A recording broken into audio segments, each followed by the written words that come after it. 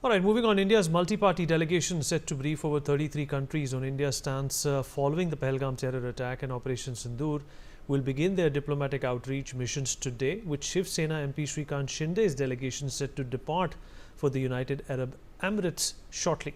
Meanwhile, JDU MP Sanjay Kumar Jha and DMK MP Kanni Modi Karunanidhi and the delegation will depart tomorrow on the 22nd of May. Foreign Secretary Vikram Misri briefed the delegations ahead of their visits, with the remaining delegations set to be briefed individually over the next few days.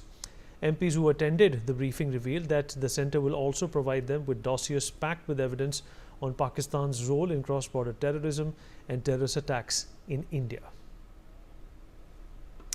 Meanwhile, my colleague Anand Singh has spoken to Congress MP Vivek Tankha on the same. Listen in.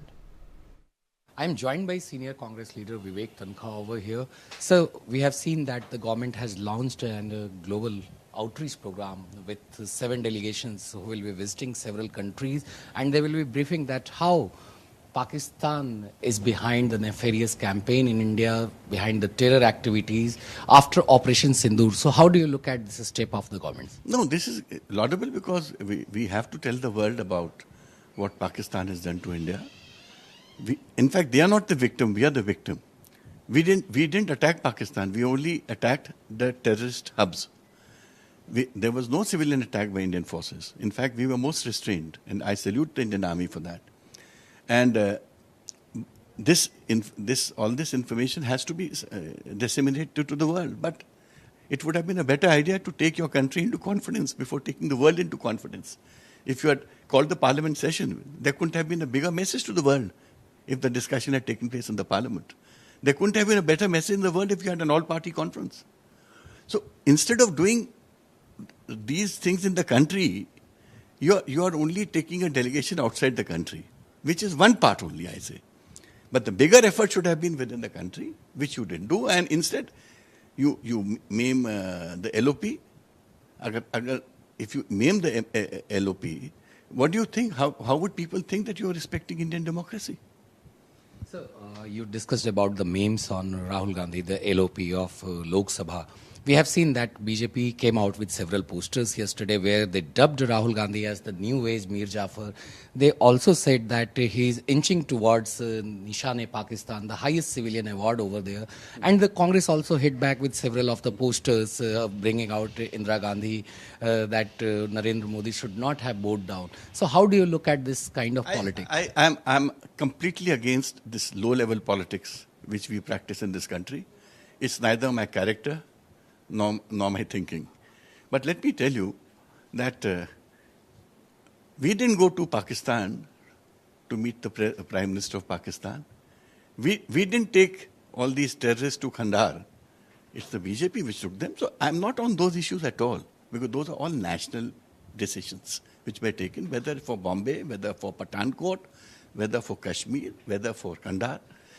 The point is, if you have democracy in the country, you should be answering questions after the operations are over now, which the opposition is legitimately raising. Have you even answered what the community is asking you about Kashmiri Pandits? Do you realize the cause of Kashmir issue is Kashmiri Pandits, the exodus, the barbarity which came on them? Instead of addressing that, you're addressing everything else in the world. You think without addressing the cause, these effects will solve the problem? I don't think so. So, on Vijay Shah, the minister in MP government, an SIT has been formed over there. Whereas Ashoka University professor Ali Muhammad Awad has been arrested, and now his hearing will take place in Supreme Court today. So, what's your view on the same? Let's wait for what Supreme Court does. I can't comment on what Supreme Court will do, but I have known this family for ages. It's a very distinguished family. I had appeared for Raja Sahib Mahmoodabad in his matters in Supreme Court 15 years back.